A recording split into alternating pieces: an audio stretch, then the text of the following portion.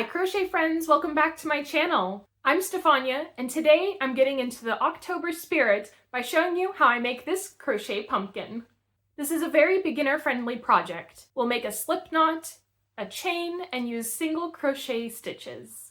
This pattern is great practice for crocheting in the back loops only. If you're not sure what any of that means, don't worry, I'm going to take you through the project step by step. If you like this kind of video, let me know by leaving a thumbs up and subscribing to my channel. It really helps me out a lot. I make new videos every week, including crochet tutorials, check-in videos, and other craft content. This pattern is highly adaptable to make pumpkins of all shapes and sizes. Once you have this general technique down, it's only a matter of time before you can have a crocheted pumpkin patch all of your own. Try using different colors and thicknesses of yarn to vary the appearances. This large pumpkin was made using the same yarn as the smaller one. I just crocheted using 3 strands at the same time and a larger hook. For this tutorial, I'll be making a smaller sized pumpkin, so let's jump right in. For this tutorial, you will need yarn for the body of the pumpkin. This one is a rust-colored DK weight yarn. Yarn for the stem and optional vine. Again, this one is DK weight. A crochet hook that works with the type of yarn you're using. This one is a 4mm Susan Bates hook. A pair of scissors, a yarn needle, and some stuffing. To start, we'll take the yarn that we're using for the body of our pumpkin and tie a slip knot. We'll put this on our hook and chain the length that we'll want our pumpkin to be. For this smaller sized pumpkin, I'm going to chain 20 stitches. Once we have the length of our chain that we want, chain one more, and then single crochet into every stitch of your chain, starting with the second chain from your hook.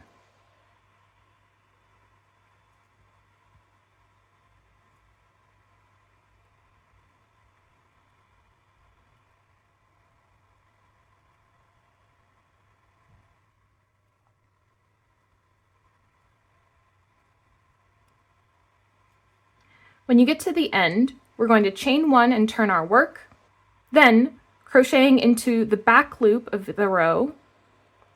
So instead, we would normally crochet into both loops like so. In this pattern, we're going to just grab this one loop instead, and that's the back loop. And we're going to place a single crochet stitch into that back loop. Repeat crocheting into the back loops of every single stitch in your row.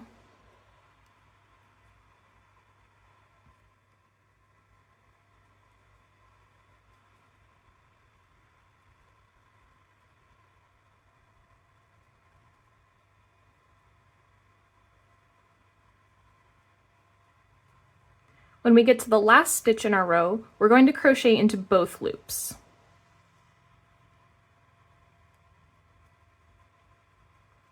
Then chain 1 and turn our work. On this row, we're going to put single crochet stitches into both loops of the entire row.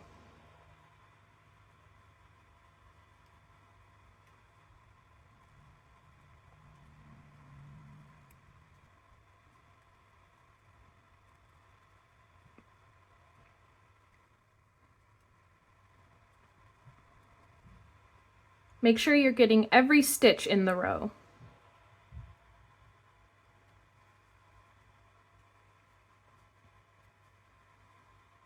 You can see that crocheting into the back loop of the one row will result in this ridge, which is what gives us the pumpkin texture in the end. We're going to continue that pattern of crocheting in the back loops only in one direction and crocheting in both loops on the way back. To help myself remember which row I'm on, I take note of what end the tail is on when I start my row. When the tail is at the beginning of the row, I know that I'm going to crochet into the back loops only. And if I'm starting on the other side, I know that I'm going to crochet into both loops. If you want a taller pumpkin, start with a longer chain. And if you want a wider pumpkin, add more rows.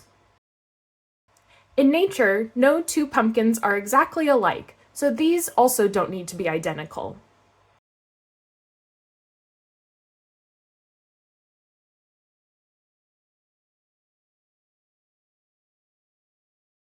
Keep crocheting rows until you have a rectangle that's about twice as long as it is high. You can see on the back here we have some stripes from the back loops only rows, and on the front we have the divots. You can choose which side is the right side out for the way you want your pumpkin to look, but I'm going to treat this as my outside. I like to get a general idea of what the pumpkin will look like by holding the rectangle closed to get a rough dimension.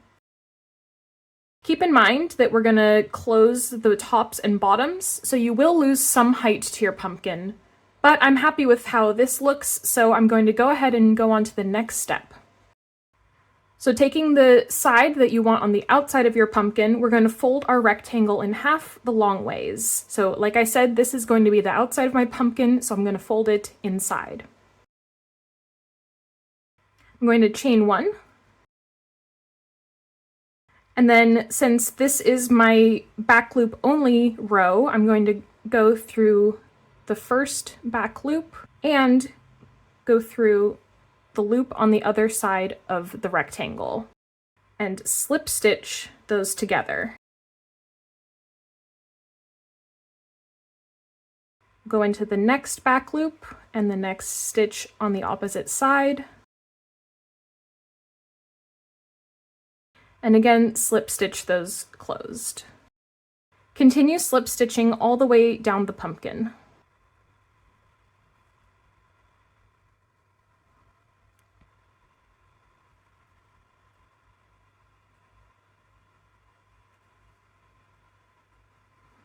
When you get to the last stitch, you're going to go through both loops and again through the loops on the opposite side.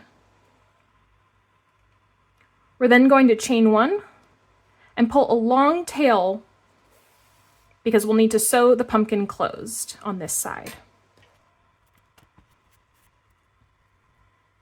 Then we take our yarn needle and thread our yarn through it. Still with our pumpkin inside out, we're going to start sewing the two sides closed. Go about 1/4 of the way down the side.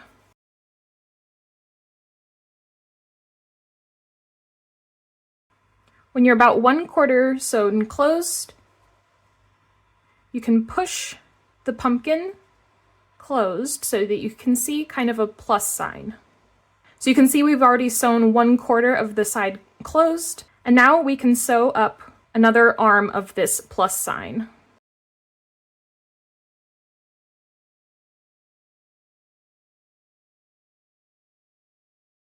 Go all the way to the end, and then sew your way back down the side of the plus sign.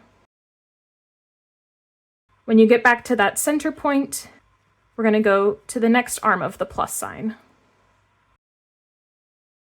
If you're not a fan of sewing, you can also try slip stitching these arms closed. You'll just need to either cut the tail of the yarn when you get to the end of the plus sign, or slip stitch your way back down the plus sign arm. And again, when we get to the center, turn our piece and go up the last side.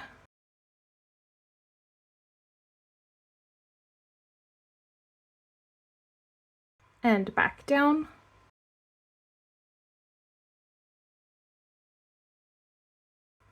I like to finish off the sewing by going through the center of the plus sign to make sure it's closed as well. With this last one, before I pull the needle through, I'm going to take the yarn out, loop it around my needle, and thread it back through the yarn needle, so that when I pull it through, it creates a knot.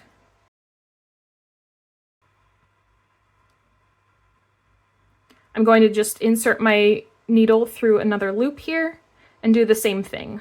Wrap the tail around the needle, thread it through, and make a knot. We can then turn our pumpkin right side out. And you can see at the bottom, we have it nice and closed. Now that our pumpkin is right side out, it's time to add some stuffing. I like to take a chunk of stuffing and kind of pull it apart to fluff it up a little bit before putting it into my pumpkin. You can kind of manipulate the stuffing to push the sides out a bit more and make it the shape of pumpkin that you want to make. Once that's done, take a length of yarn in that same pumpkin color and thread it through your yarn needle. Insert your needle through the top of the row, leaving a long tail so we can grab onto it later. Now we're going to weave our needle back and forth across the rows.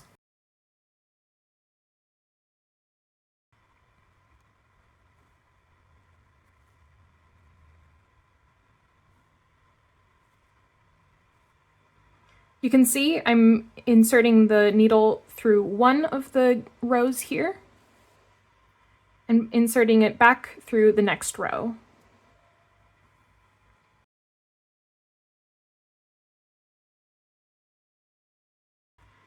When you get back to where you first inserted your needle, go ahead and pull that through.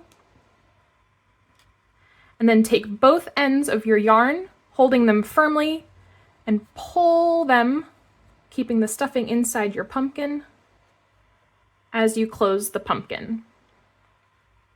Don't worry if there's a little bit of opening left because we're going to be adding a stem. This is also your last chance to add any more stuffing if you decide to add any more.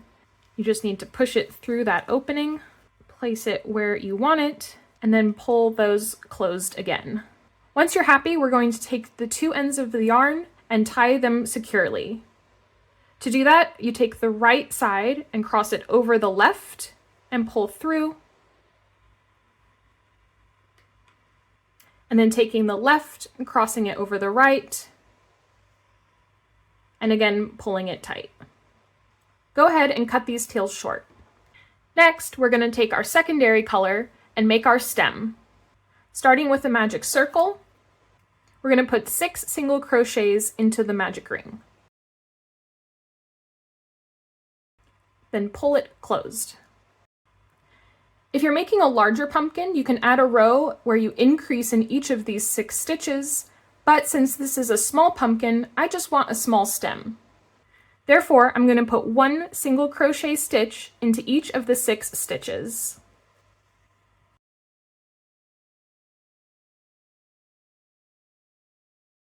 You can turn your stem right side out and continue putting 1 stitch in each of the stitches around.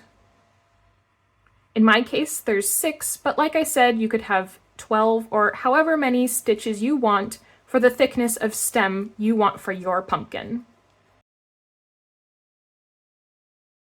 Again, this is a really customizable pattern, so make the stem as long or as short as you want.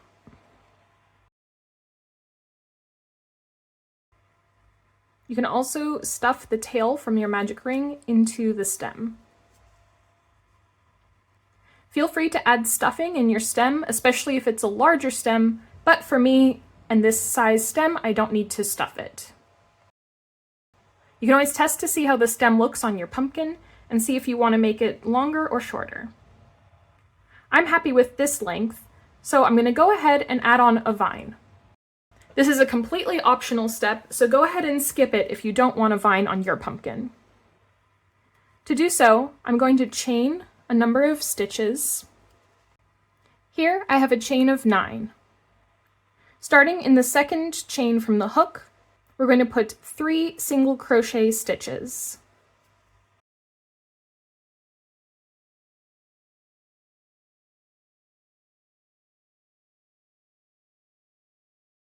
Continue putting 3 single crochet stitches in each stitch all the way up the chain. You can play around with adding a long or short vine or not adding a vine at all.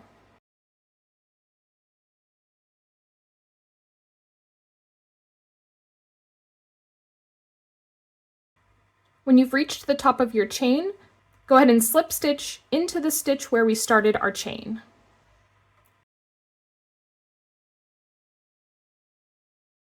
Then we're going to chain 1 and pull a long tail for sewing. Thread that tail onto your yarn needle, and we're going to place our stem onto the center of our pumpkin. You can then sew through a stitch towards the center of the pumpkin, and then through a stitch on your stem.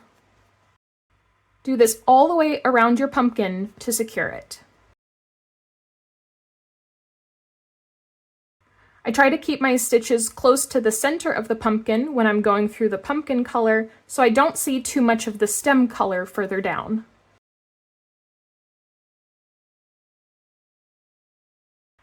As you're sewing, make sure you pull your yarn nice and tight to keep the stem snug against the pumpkin.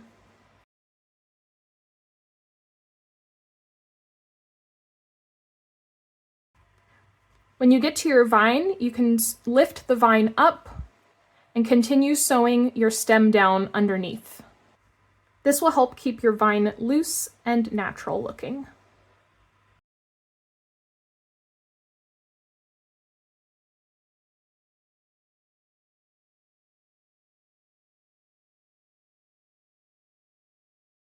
When you get back to where you started sewing on your stem, we're going to push our needle through one of the stitches of the stem, wrap the yarn around the needle, pull the needle through to tie a knot. You can go through that same stitch again and wrap the yarn around again and pull it through to tie a second knot. This will help keep it very securely attached to your pumpkin. Then you can take your needle and find a stitch close to the knot and push it through.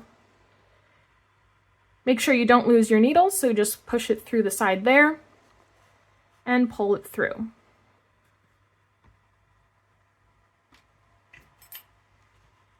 You can then pull this yarn tight and cut it, and it disappears into your pumpkin. And there you have it, your little pumpkin is complete. Thanks for watching till the end of the video. If you liked this video, leave a thumbs up and comment down below how many crocheted pumpkins you think will end up in your pumpkin patch this year. If you end up following this pattern and posting your results to Instagram, tag me at Art by Stefania. I'd love to see what you make. Thanks so much for watching, and I'll see you next time. Bye!